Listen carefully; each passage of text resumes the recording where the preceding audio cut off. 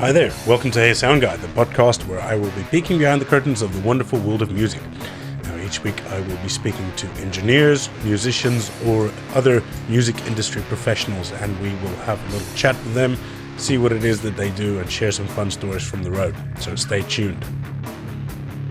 Now my next guest is a young engineer and a good friend of mine. He started doing some live sound work with me a while ago. He studied music production at BIMM, and he's currently working in a studio from home, and also he has a studio in King's Cross. Please welcome my good friend Chris Lambrou. Thanks for having me. Thank you for coming, man. I really appreciate you making the journey. No, I know it's quite a ways from North London. Yeah. Palmer's Green. Palmer's Green. Right. Yeah. God damn, that's on the complete other side of London. Right. How I usually like to start is if you can introduce yourself and tell us what it is that you do. Yeah, so my name is Chris Lambrou. I currently now just full-time music production, mixing and mastering, and occasional bit of live sound as well. Started doing less live sound now, which is probably a bit shit for this podcast, considering it's industry professionals. Yeah, so just full-time kind of writing, producing, mixing, mastering now. Fantastic. Yeah. Right. How did you get into that? Well, started playing in bands from a very young age.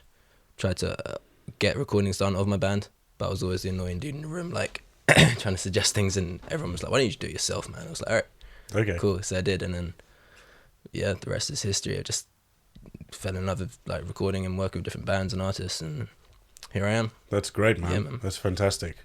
And you... I think it was a better way to go into it that way, I think, from a music background into it. Because a lot of my friends, who were like amazing producers, but they went into production and then kind of started learning music after, and like theory and like instrumentation and stuff. It's like having that before, I think, definitely helped me. It was a good solid base for sure. To start off.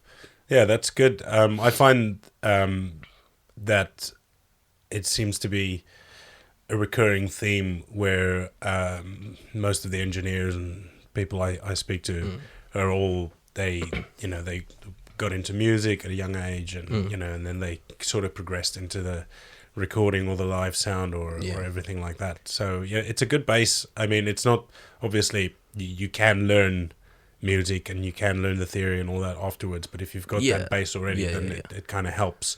And then you've got a kind of idea in your head of what the music should sound like. Exactly. If you're a fan of music, as I'm sure that you are, and I am as well.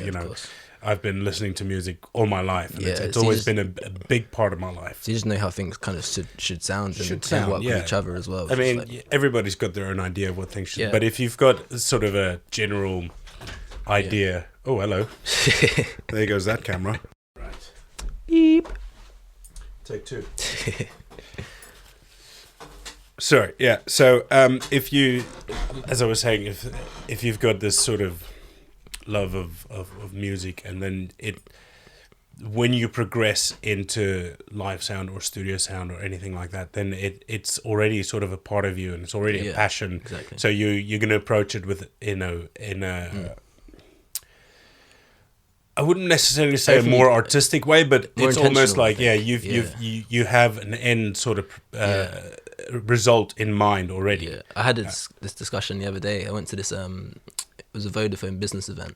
So it was Vodafone, Apple, and Jamal Edwards from SBTV, and they were talking about kind of technology in the creative industries and how it's kind of for the best and everything, and I was kind of devil's advocate there with my hand up, like, yeah, but people are getting lazy and no one's learning instruments anymore, learn to write songs because you can just press a few buttons and you got a beat now and you're a producer. It's like, is that like a real thing? That is one of the things that I've been hammering on, and all these new producers. It's great, I know. That the term producer in my mind has always been reserved for the elite, right? When somebody can take your music and then produce something out of it. Your music might already be good at a good level, but he's like, oh, maybe if we try putting this bit here or this bit there, maybe try to speed it up. They've got that specialized ear. I feel like nowadays there's a very blurred line between producer and songwriter as well.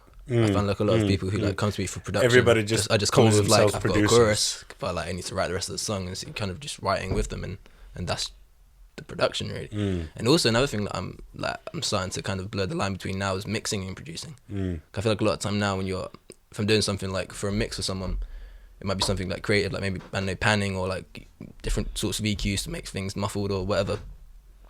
It's kind of changes the whole dynamic of the song, and it's kind of like, well, that's cool what you done to the song. It's like, well, this is the mixing, not the production kind of thing. So it's like, it's a very blurred line now, I think, between everything. Yeah, it is. I mean, with, you know, DAWs as good as they are and as available, and the diverse DAWs that we have, like for instance Ableton Live versus Pro Tools or Logic or Cubase, where yes, Ableton is more sort of producer oriented, and everybody thinks they're a producer, but you know, you're creating songs. Fair enough. Yeah. So yeah, that's you know, I've had that where I had to I did an album for a friend of mine over the summer, and because of time being really tight, and it was end of the year, and her musicians and band either let her down or they had gone home because they were from different countries. So you talking about was a really poorly arranged project with like the drums and different takes, and that was it. Yeah. Right, because so the first time the drummer was going to go in with a producer Right. and record these tracks, and when I got them back, it Shambles. It was a mess. It was an absolute mess. One of the songs, one of the folders I opened up had drum parts for 7 songs in there. It had the backing track for those 7 songs, and then it had some other bits in there as well, and they weren't even aligned. You understand? So they did a verse take and a chorus take and this, but they were all stacked underneath each other. And the mistakes were still in there as well. So the good takes were mixed in with the bad takes, and things weren't labeled clearly. And I'm like, this is not really the way that you go about things. You know, I think with if you'd have presented this to an actual producer or a recording engineer or a mixing engineer, they just say to you, no, go and do it again. For sure. And I ended up recording the drums again myself. Yeah, just the quickest way around. It was because I'd already spent at that stage. I remember because I was in Finland with Simande, and we had long bus journeys. So I took my computer with me. I wanted to, get through these things. I kind of estimated in my head I've got about 7 hours journey on the bus. So that'll be a good amount of time to get these drums sort of arranged, at least in a place where I can then start mixing them. And I'd spent, something like 4 hours just on the first track trying to get things through and see what goes where, and it had just turned into something that it was going to take too much of my time, way too much of my time. So I'm like, you know what, I'll book a studio for a day and we'll just get through these things quickly. I'll record them myself, then at least I know where things go. Yeah, I feel like with like project management and stuff like that, it's obviously very important when you're sending it to someone to mix it or like working it after, but I feel like it's as important when you're actually working on the track with the person in the room with you. Absolutely. Like, if they can see, got like a big ass monitor in my studio, and it's like I try to make everything really, anyone can know what's what kind of thing, but then that helps the artist then be like, they can see it and be like, okay, I like that, or I don't like this, and they understand what's happening, as opposed to just everything's just untitled 1 2 3 4 5 and do you know what I mean? It's like file management is a very, very important thing. If you're trying to produce, that's you're collaborating with an artist, they need to know what you're doing and can kind of look at your screen and be like, okay, I understand where the drums are, where the vocals are, and different colors or whatever. But also just in naming projects, for sure, or naming recordings, or take 1, take 2, leaving some comments, especially if you're going to be recording and passing this work on to someone else. It's such a big factor. If someone has to go and sift through just a whole bunch of nonsense to get to the good stuff, they're going to just say no. They're going to throw it out and say, do it again.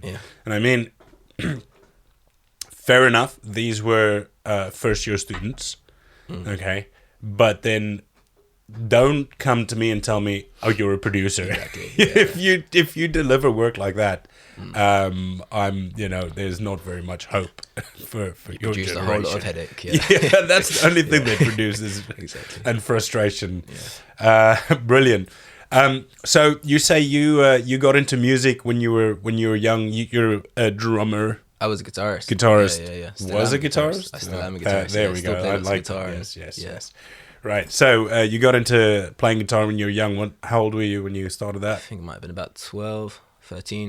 Kind of Fantastic. things when I got my first shitty little Strat copy for Hey Christmas. man, and just, you got to start hey somewhere, man, bro. I still got that guitar. Just Yeah. like, So that's my first guitar there as yeah, well. nice. Got that for my 18th birthday. Yeah. That's when I kind of started playing. I started playing a little bit before that. I got this old nylon strung acoustic guitar that my mother had that she'd never played, and I got it when I was 16. I basically took it from my grandma's house and didn't have strings on. I bought strings and I never fucking played the thing. And when I got to about just after 17, I'm like, yeah, I'm gonna start playing guitar, and I picked it up and I went, and then when I was 18, my dad saw that I was kind of serious. And Yeah. he was like, oh, maybe I'll buy you this guitar. Yeah, my parents ate their words. They were like, if we buy you this, you have to play it. It can't just lie around the house and collect dust. And now they're like, oh my God, when you ever put that thing down?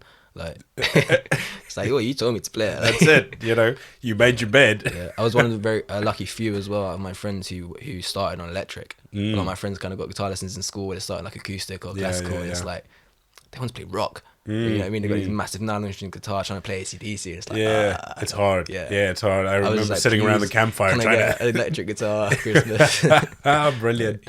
Brilliant, man. Did you have a little amp with it as well? Yeah, it was one of those Was like it a those little Squire bundle ones thing? where you get like a little Strat, like an amp and like Oh, leads and fantastic. picks and, Hey, man. That's great. I don't have it here. I just bought my daughter a little I think it's in the half next room. half Yeah, I scale saw it in the stand, yeah. electric guitar is Yeah. fantastic. Looks Really awesome. good. And that I think that came with a little amp and the strap and everything as well. So yeah, it's a good little start. Yeah. So then you started playing, and you said you started playing in bands kind of early on. Yeah, in school, like during school, kind of high school bands and all that sort of stuff. Great. There was one that kind of went a bit longer after school, just like throughout uni as well.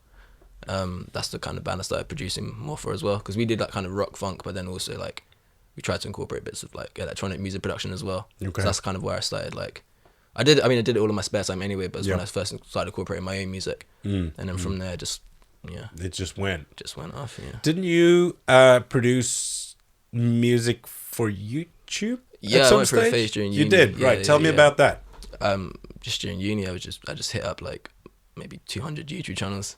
It's Yeah. like, hey, I'm at uni, I'm studying like writing and production. Like, let me write music for your background video, like for your videos, just for the Amazing. background. Yeah, Fantastic, man. I think like maybe 10 got back to me out of 200, but it was something, you know. Absolutely. Like, it was just fun to do. You know, that was cool as well, because it was not like writing a song. It was like kind of they'd just send you a video and just kind of scoring something for like 8 minutes. Amazing. They send you references of like horror movies and stuff, and you're like, whoa, this is like, where's the verse? Okay. Do you know what I mean? Yeah, it was just, but that was cool.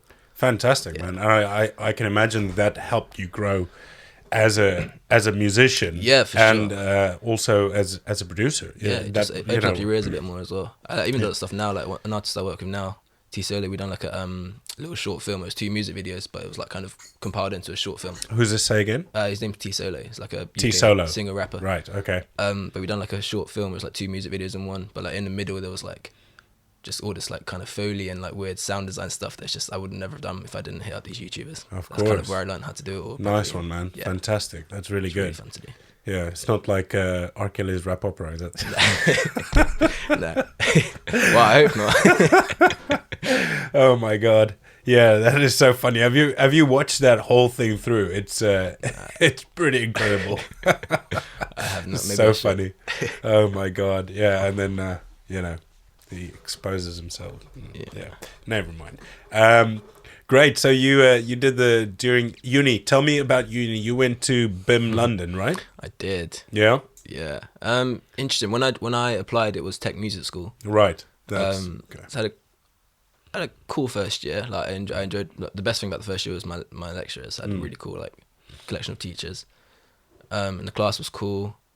And then second year they kind of rebranded as BIMM or got bought out by BIMM or something like that. Yeah. That's kind of was the beginning of the end. Oh, I see. Yeah, Right. I just felt like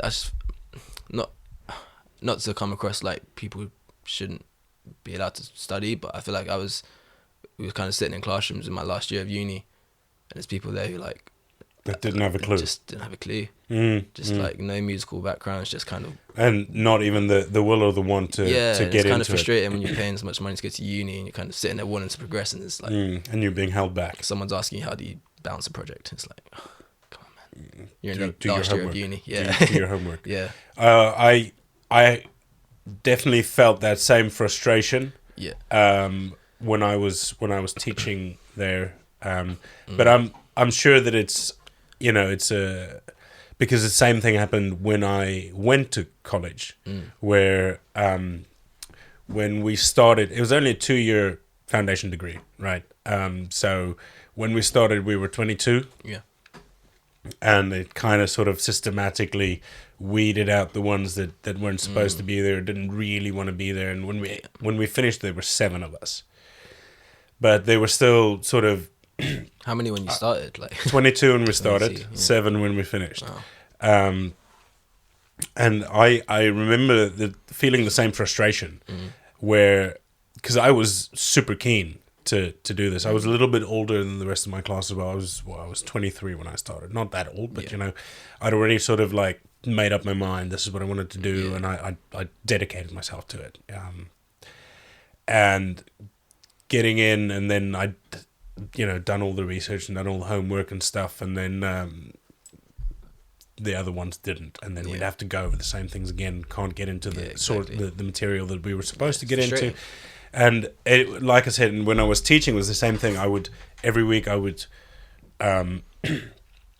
give a lesson, and then I would provide material for the next week that gets uploaded, and people need to go and have a look with videos and websites and these sorts of things. And I think maybe 5% ever watched those videos or ever did any prep work whatsoever. Those when they're at uni, just want to party, don't they? Just don't really care what they're doing. Just want to get loose. That's a shame. But I mean, the proof's in the pudding. Because you're here doing it. Yeah, for sure. And those ones probably aren't. Yeah. I mean, I still get invited to like uni nights out, just kind of drinks and stuff. I'm just like, man, you were like. Yeah, this is like 10 years ago, bro. Like, it's like the guy who still goes to the high school parties when he's 30. You know what I mean? Like, they were like, just. I mean, each their own, but they're all just in their like kind of Monday to Friday schedules, doing like either retail or just office jobs kind of thing. Not really any of them doing music kind of. It's like I don't really want to spend my Friday nights, Saturday nights getting drunk with you because listening to your customers or whatever. Do you know what I mean? Yeah. No, I mean, I think from what I know, I think I'm the only one from my course that's actually working in music. But I've said this a lot of times before, and I'll say it again. It's because I think the sort of like the pivotal moment was when we could choose our modules for the very last semester, and one of the choices were work experience, and the others didn't want to do it. So I got outvoted. I went to my teacher. I said, "Listen, give me something. I'll be there." Yeah. He got me something, and that was with the National Youth Jazz Orchestra. Wicked. And there we go, and that's it. Now I'm here. So and those guys didn't want to do it. Kind of why I introduced myself to you, because that was when I was choosing my like modules, and one of them was live sound. I was like, I don't really want to learn live sound in the classroom. And things. I remember I met you at Boysdale, I think. Wasn't it? Yeah. With John's gig, John Ward. That's correct. Yeah. Just you're not gonna really learn live sound in the flipping classroom, are you? Like, with a bunch of people who don't really care about it, you can learn the theory, and you can you can talk about it quite a lot, but it's never going to be like the live situation. Yeah. And that's one of the things that I've commented on a few times, where for me, originally I went into study because I wanted to go into studio, but since I started doing live, I appreciate it more because it's direct, it's in the moment. There's no take two, there's no nothing, so there's a bit of pressure, and I kind of like working in that environment. Things change all the time. There's no especially being a freelancer, we get to go to different places, different venues, different artists all the time. It's a new thing, even though even if you work at the same venue all the time, it's different artists coming in. So there's always new challenges that you present yourself or get presented with. And yeah, it's it's I definitely prefer the live thing now. I feel like that whole kind of like in the moment, not pressure, but that kind of in the moment experience you have with live sound has made me work better in the studio. Yeah, because now I'm kind of like, oh, fuck, I can't get this to sound right. Go make a cup of tea and then come back. It's like, let me just fucking do it. It's like you used to that when you're doing live sounds. So you can't wait. You know what I mean? Yeah, there's no figure it out. It's like you just gotta get on it, kind of thing. So my workflow is just like increased a lot from doing live sound, I think. All right. Yeah. Well, that's I mean, it's I've seen that as well quite often when bands bring their engineer / recording and just studio guy in to do the live sound for them because he knows the sound. It's happened so often, and then these guys they just can't get their head around the concept of this needs to be done like now. Yeah. Also, because a lot of it is like you've got so much time, doors open this time. Yeah, it's got to be done before that. Exactly. Okay, and you can't make everything sound like fucking angels weeping. You know, it's get it done. Also, get the show done. A lot of like producers who got from studio backgrounds into live sound, they're used to like kind of mixing with their eyes. I think it's another big problem. Like, I mean, it's great. Like, obviously, you can use like analyzers and stuff to help you, but a lot of them are kind of just like these are very neat. Following, like, they're not really listening to shit. They're just kind of making a straight line and like kind of doing things, watching their screen. It's like just like. A lot of time I turn off my screen when I'm mixing. I got like a little DAW controller, which do my EQ and shit on that. Fantastic. That's the best way. Absolutely the best way. I think we definitely need to learn to trust our ears. No one else is gonna see your fucking DAW. Sorry, your DAW. No, you can swear all you want, man. I say fucking shit all the time. It's something that I touched on when I did the first episode with Tim, where you do see that more and more, where people they mix with their eyes, like everything's got to be at a zero fader mix and a this and a that, and instead of feeling the music and moving with it, and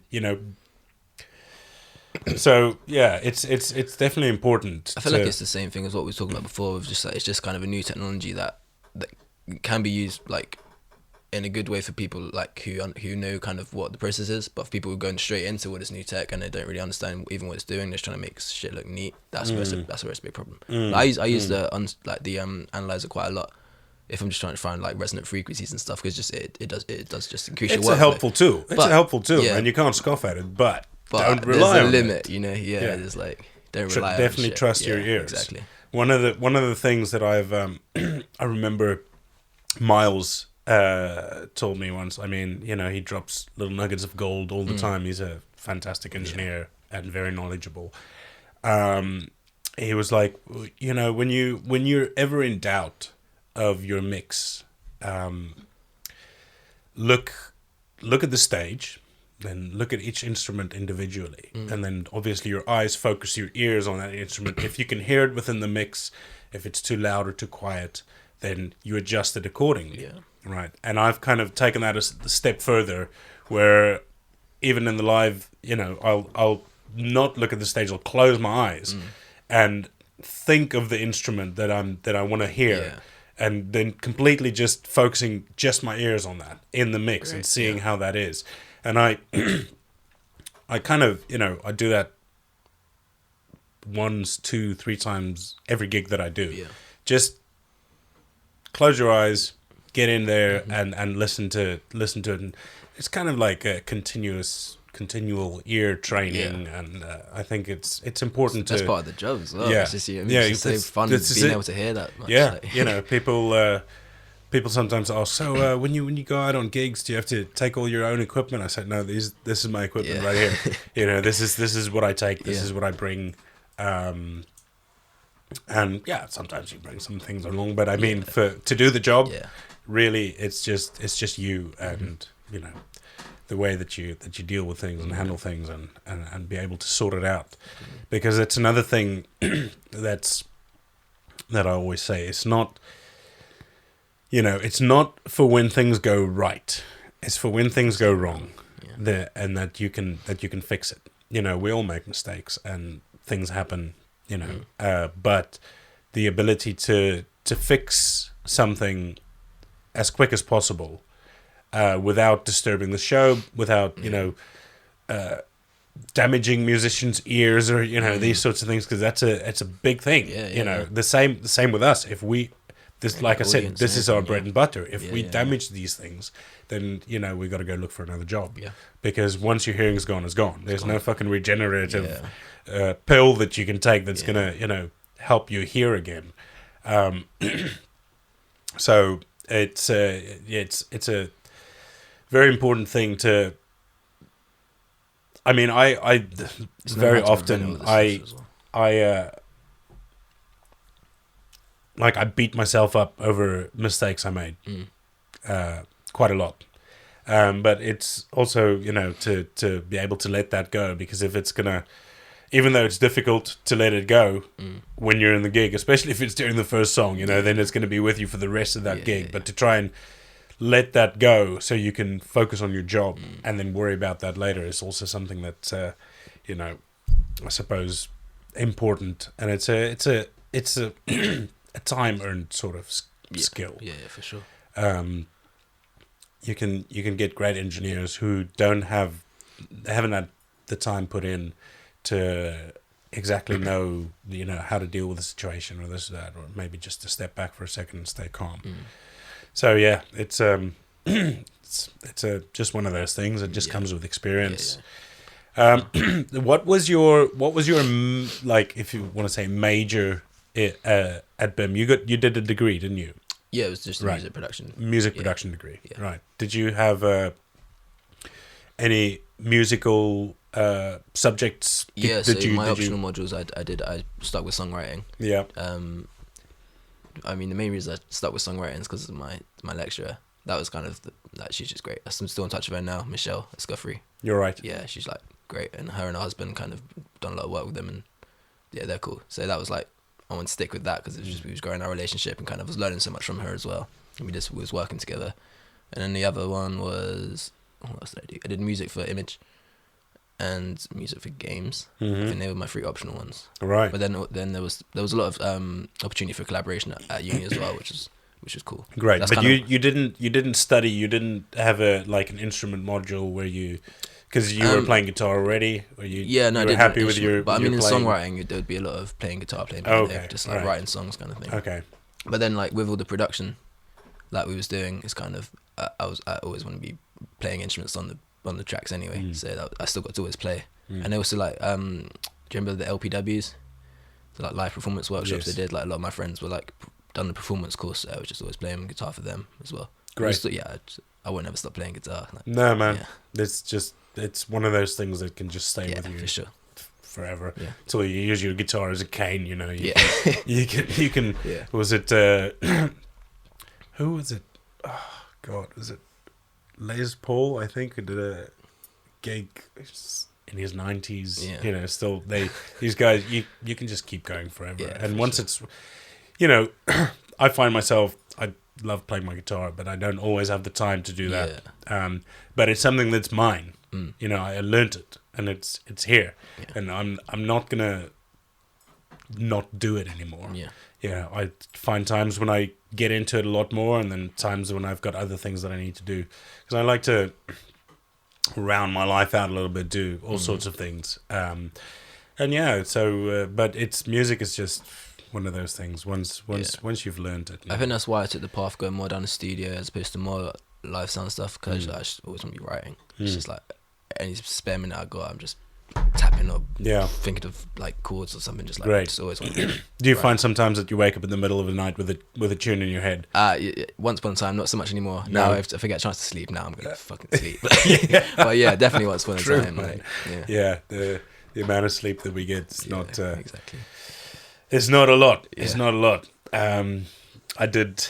Last week was kind of a murder week. I did from Tuesday to Saturday. I did Mario Biondi at Ronnie's. Oh yeah. And that's 3 o'clock, 4 o'clock finish every morning, and then home, and then up at 7:30 to take my daughter to school. And after a while you're like, right. Super Wake up. human. What day is it today? It's like me. Yeah, it's like I lose track of days, man. I don't know. Yeah. For me, it's kind of like a work day or a non-work day, really. Yeah. The only way I know whether it's a weekday or a weekend is whether it's school drop off or not. Yeah, that's how I kind of stay on track with the week. My missus is a teacher, so I'm always like, Yeah. oh, you got one day left of school, so that means it's Friday. Yeah, cool. So you're not at work today, must be the weekend. Yeah. Oh, hello, you're still here. Yeah. Tell me, so you got into the studio stuff. What is this? You told me before you've got a studio in your backyard. Is that a custom build? So it was originally built when I was in a band as like a rehearsal room. Fantastic. And then as I started doing more production, just kind of transitioned into a studio. That's amazing, man. Yeah, that's very lucky to have that. Yeah, shit, man. At the end of the garden, you can just for sure waltz down in your and pajamas. It's like quite a big garden as well, so it's nice and far away. It's not getting like noise complaints or anything as well. It's like, amazing. I remember during uni, I recorded like a thrash metal band at like 2 a.m. in the morning. Just no complaints. No one said a word. Drumming and all sorts of like, it's cool. Amazing. Yeah, that is fantastic. What's it called? Well, it was called Black Kite Studio, but now I'm not really trying to give it out a name as much. Yeah, I'm kind of just a lot of the work I'm doing is kind of word of mouth stuff, or just like I don't really want to try and promote it too much. Okay, because you're already quite busy. Yeah, not even necessarily quite busy. Just I used to get a lot of like. I just went now. I'm more so in a position where I kind of like to choose what work I want to do, as opposed to just put it out, because I used to work with so many different artists I didn't really want to work with, and it's kind of takes away your love for it. You know what I mean? Yeah. Doing the work that you don't want to do. Yeah. No, that's fair enough. And then you also work at a studio in King's Cross. So I recently installed a studio in King's a place called Phoenix Court, just literally 2-minute walk from St Pancras. It's like it's quite a small place, but it's mainly used for like podcasts as well. Oh right. Yeah, so it's really cool spot. It's like a kind of, I'm trying to remember what they used to describe the building. They say like entrepreneurial hub. Right. Or something quirky like that. But it's quite cool. It's like a really, really nice space. Okay. It's just like different one of those companies hipster places. It's just like kind of like a WeWork place, but like smaller. Okay. But the guy who funded it is the co-owner of Platoon, really cool music distribution company. Okay. So it's like it's a lot of like cool creatives in there. Fantastic. It's a very creative place, and then the studio's great as well. Like it's so funny. They kind of up there. Like I went to have a look at it. And said like if you could just like put together a list of equipment, what you think would be cool for the room. So I was kind of just put together a first draft. I didn't know their budget. I was like, let me know like. And they're like, yep, there you go. They literally, the next text I got, I was like, cool, it's all ordered. When can you come in to install it? I was like, whoa, like, if I knew you were splashing cash that fast, I would have. My God, I would have really, really pumped this place out. For sure. Got a fucking disco ball and everything. It's great for what it is, like.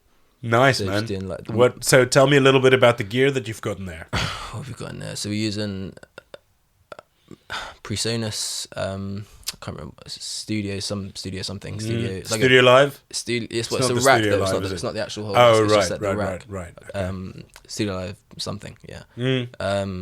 It's mostly PreSonus stuff, really. Right. Yeah. PreSonus is great, man. Yeah. They're fantastic. My best friend in America, he's got the all the PreSonus stuff. Yeah. Because obviously it's more suitable to everyday man's budget. Studio gear is fucking hella expensive. And even just if you look at plugins and things like that, it's insane.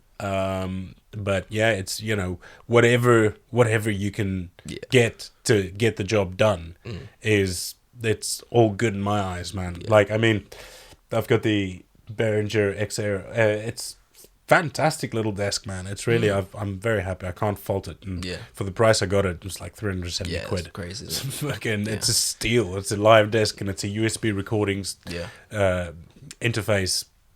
There's just nothing to say bad about it. And I'm always of the ilk that you should be able to take what you have and make that work as an engineer, right? You can't be throwing your toys out the corner. Oh, I want this, and I'll only work with this. Doesn't make you good. No, like, yeah, for sure. Like, it doesn't replace your ears, does it? Yeah, of course. And just knowing how to use it as well. Like, do you know what I mean? What do you guys record onto in there? Pro Tools or Logic? Logic, right? Cool. Do you say you know Logic a little bit more than you know? I'm fluent in Logic. Yeah. I use other DAWs when I kind of need to, but I mean at home I'm just Logic's good for programming stuff as well. It's just kind of what I learned everything on as well, so I'm just kind of I don't really have to think about it too much. It's kind of all second nature. It's good. Yeah, once you've when the shortcut key commands and things, once you got those things down and you know the workflow, it just gets quicker and quicker and quicker. And I mean to be fair, when I'm doing a lot of like producing or mixing, I'm using, as I said, that DAW controller anyway. Right. So it's kind of, I'm not even really looking at Logic most of the time. It's just kind of, you got all your transport controls on the desk and. Fantastic. Tell me, what is this that you have? It's like it's called Icon QCon. Right. Really cool, like £600, just like a little 8-channel motorized thing, like different banks. Just do all your shit on there. Fantastic. It's great. Who's it made by? Icon. Yeah. Right. Fantastic. Cool. Yeah, they've just released the version 2, I think, beginning of this year. Great. It's pretty much the same thing, just a little bit bigger. Nice. It's black. My one's white. It's kind of the only real change, but yeah, they're really cool. Just like for doing things like automation as well. Just using a fader instead of drawing a line. This is like, do you know what I mean? Actually listening to something, and yeah, it's great. Makes a huge difference. And all the EQs as well. You can just like got a little EQ button, and you can got all these knobs to control all the different like bands and. Yeah, nice. Very helpful. Nice. Yeah, no, it really is helpful, and like you said, it just make sure that you use your ears and not your eyes so much. And everyone loves it. Every client I get is like, "Whoa, that thing! The faders move by themselves." Like, yeah, it's like, fucking witchcraft. Yeah. Look. Brilliant. Cool. Yeah, it's a good little gimmick. It's nice as well because there's some banks of 8, so I don't have to get something like massive to like fit. If it's like a project with 90 tracks, it's fine. Just got banks, just go between them, kind of thing. Just go through it. Yeah, right. Well, I suppose you'd kind of want something more if you've got a proper full drum mix, but you can get through it. It's not exactly. Can you assign the faders on it? Yeah. You can. Yeah. So you can say 1 and 5 and 7 and 9 and 12. Well, whatever you've got, like whatever order you have. Oh, right. So you just drag your channels across. Okay. But there's an option to choose, like if you want to show like individual tracks, or just show your auxiliaries, or just show like your set, like just whatever you want to be, you can be. Nice. Very helpful. Nice. That's fantastic, man. Yeah. And do you tell me about your live journey? You say you're not really doing so much of that anymore. Yeah, not so much anymore. Just because I found myself being a lot busier in the studio, kind of thing. I still do that the odd bit. I'm still doing stuff with HRP, Historic Royal Palaces, like Tower of London, Kensington Palace, Bankston House, right, Hampton Court Palace. They're sort of AV jobs. But I mean, other than that, it's like kind of.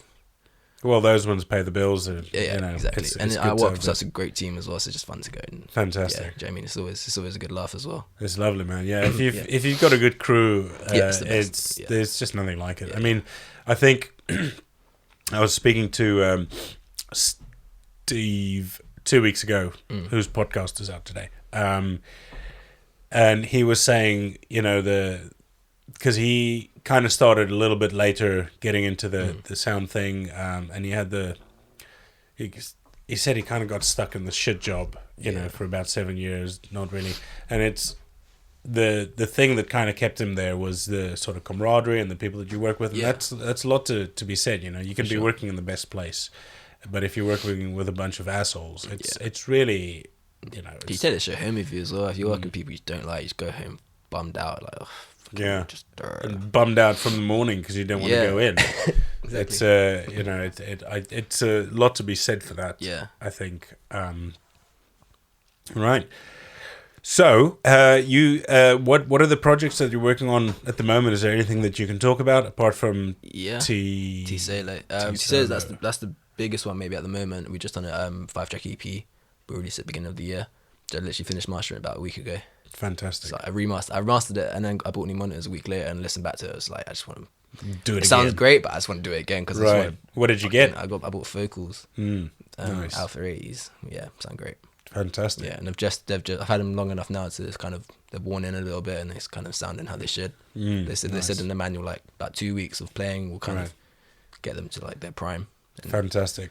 Yeah, they're just nice one. I feel like my ears just opened a little bit more, kind of thing. Very nice. Yeah, very nice. So yeah, that'll be coming out at the beginning of the year. I'm working with a guy called Zach G. Wilson as well.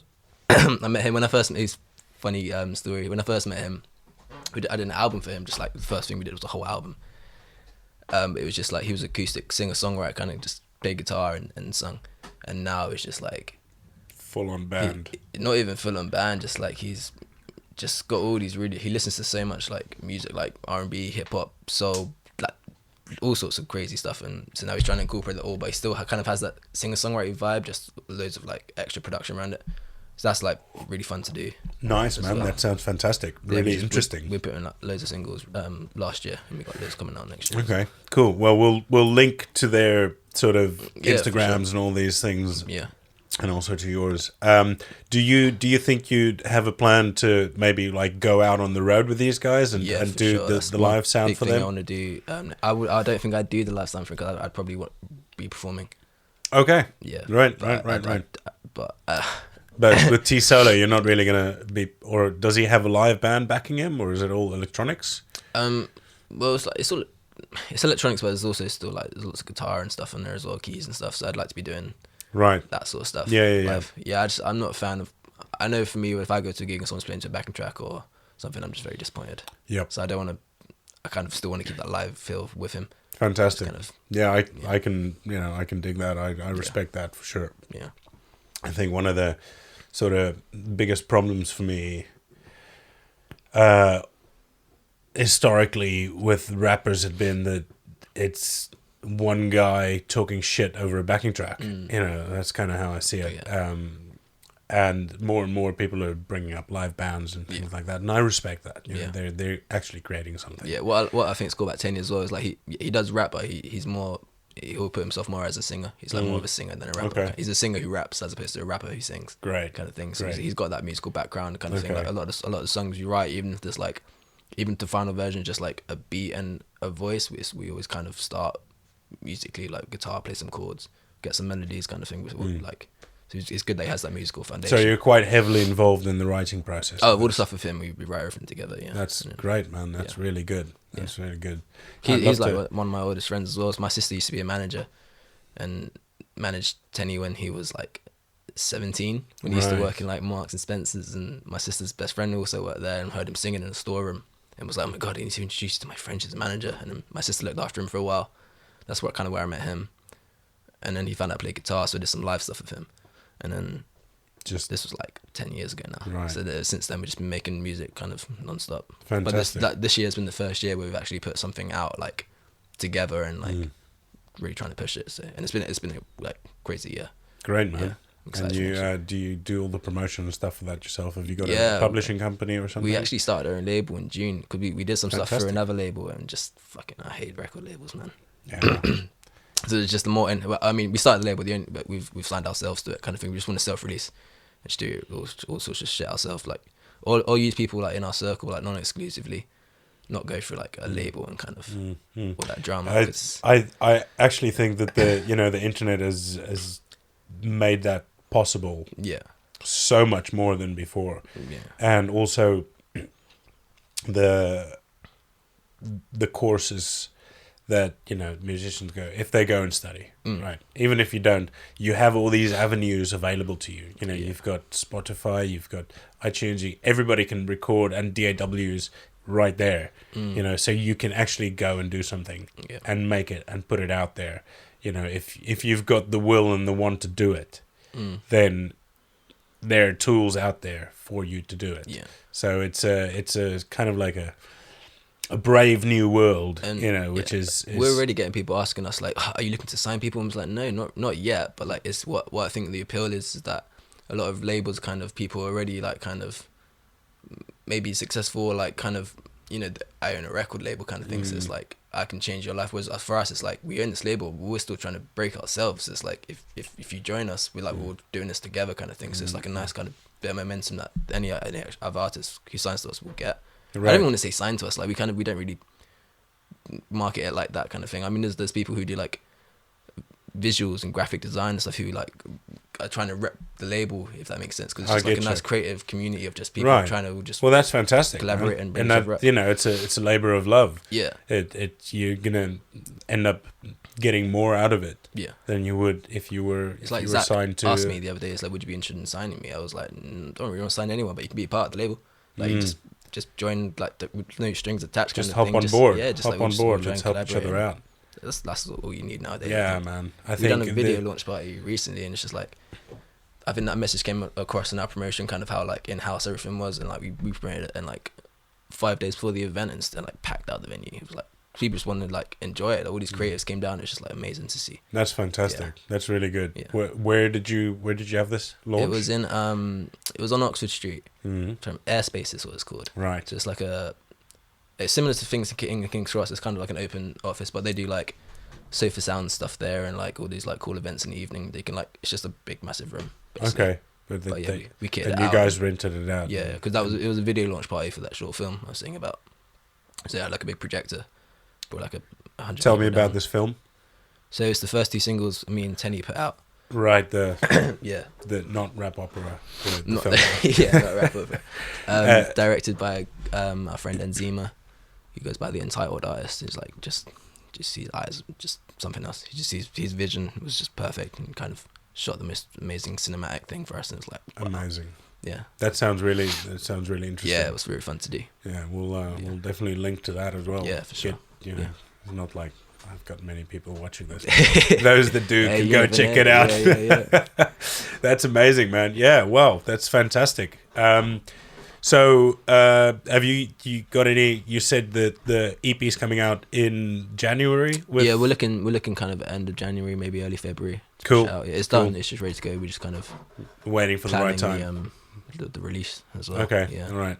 Need cool. quite a while to like. Have you got any tours lined up or anything? Maybe not tours, but we got like we want to festivals. We just want to kind of travel a bit and just play like smaller shows. Just go around. for it. Yeah, just kind of fantastic. Because we were planning to go to the States next year, because most of our listeners are from the States. So it's like we've got like about 1,000 more people streaming in the States than in the UK. So it's like we should go there for a bit and kind of do some small shows there. Why not? Yeah, man. Yeah, it's a lot of fun. And I've never been to the States. There are so many great venues that you can just smaller venues that you can just pack out. If you just it's a lot of fun. It's a lot of fun, and it's so diverse. It's such a big country. You know, a friend of mine, he just come back from America, and he's like, "Oh, we played the Rockwood in Manhattan." I'm like, yeah, so because I did in 2012 when I went over to James McCartney, we played the Rockwood, and it was such a fantastic. It's a little venue. Kind of weird, like you have to go up the steel ladder to get to the sound desk in this sort of like crow's nest thing, and but it is a really, really good venue, fantastic vibe, and you know it's there are so many little places out there that you can just for sure really just pack it out, and also lots of really cool artists out there. I think like especially like we're looking to get it's typical, but LA is like a lot of our listeners are, and there's loads of people over there that kind of want to just maybe go over there, just take a laptop with me and a mic and just record some shit. Fun to do. Yeah, no, Los Angeles is fun. It's a good vibe. I kind of found it a little bit too laid back for me. But you know, I think once you sort of get into the thing, I think maybe I've just been living in London too long, where it's just like boom, boom, boom, go. Which is great though, because then you know what I mean. You get things done. You get things done. But if you slow down for a second, it's kind of like the world's gone past you. Like, oh shit, I'm gonna wait for it to come around again. No, that's great. And then with the other guy that you said, it's Gary, Zach. Sorry. And you've got things coming out with him. Yeah, so we've there's actually a collaboration he's doing with Tenny, which is cool. We've almost finished that. Just need to finish the last verse. That'll come out beginning of the year as well. Probably do a visual for that with the same guy done our short film. Nice. Because this is one of those things where we just want to kind of get like loads of collaboration on. So I've co-produced this with another producer. It's Tenny singing, Zach singing, and then we're gonna get like Zach's media guys and our media guys to kind of collaborate on a visual. Nice. So just like loads of people kind of pushing one thing that can all be kind of part of. A big family affair. Yeah. Nice, man. There'll be like 15 people pushing something that they can say is like, this is ours. So it's great. That's kind of what I want to keep doing.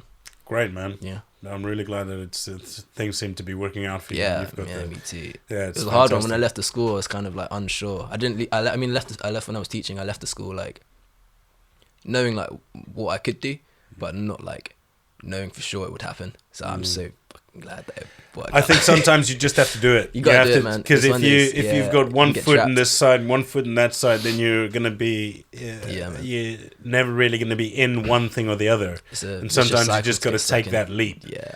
and hold your breath, and Yeah. maybe strap your belt a little bit tighter for those Teaching first as well, couple of months. you get pretty attached to your class. And you want to see them See them through. the course. You know, what I mean, that's kind of why I stayed 2 years. I only wanted to stay 1 year, and I kind of like, well, I started with these guys. Let me kind of see them to the end, and I did. And that's when it was like, cool, let me leave. But then during that time, I started with a new class, and I was like, oh my god, I can't believe I'm gonna leave you guys with like a year left. But it's just, if I carry on doing that, you're always just gonna. It's always gonna just And leap it will around. get harder to leave as well, because you know what I mean. It's just like 2 years was enough for me. I kind of just needs to jump. And, Cool, man.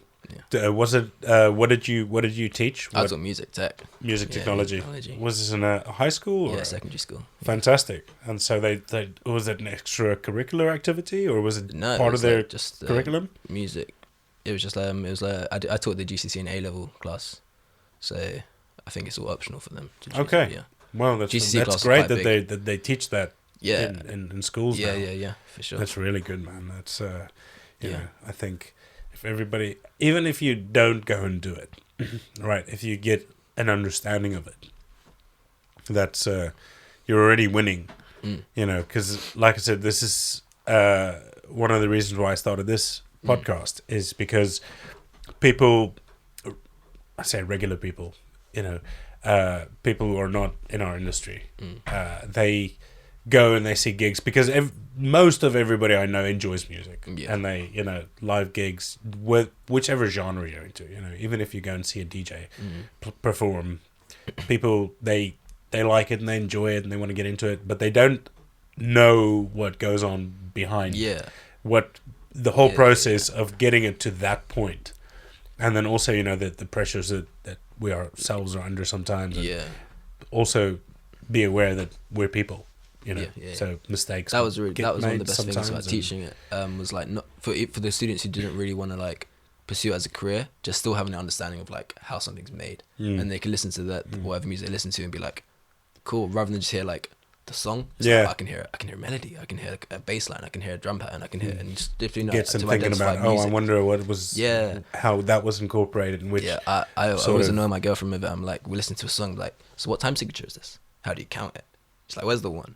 It's like, what key do you think this is? And this is major or minor? And she's like, she's never done music before. I say, but like just have understanding now. I think she's kind of enjoying music more.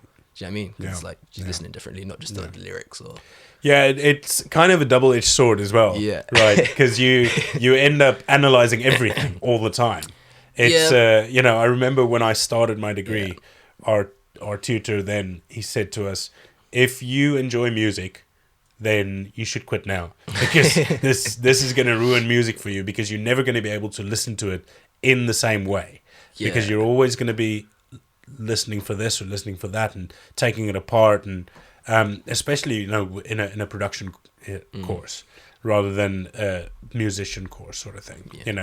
Learning to write songs and these things, that isn't necessarily going to ruin. But if you go into the engineering bit, you're going to deconstruct things and you're going to take things apart. I definitely went through that phase of kind of like hearing stuff, be like, oh, this is trash, or like this doesn't sound great. But I think after a while, I fell out of that mindset. I kind of just if people create music, it's like I'm not gonna shit on it. Do you know what I mean? You'll get better.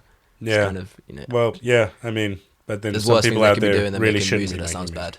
Like, do you know what I mean? Yeah, no, some people just really shouldn't be making music. But each to their own. Everybody's allowed to do whatever they want to do, it's all as long as they don't harm anybody else. Yeah, that's all. Yeah. That's all great. It's all gravy.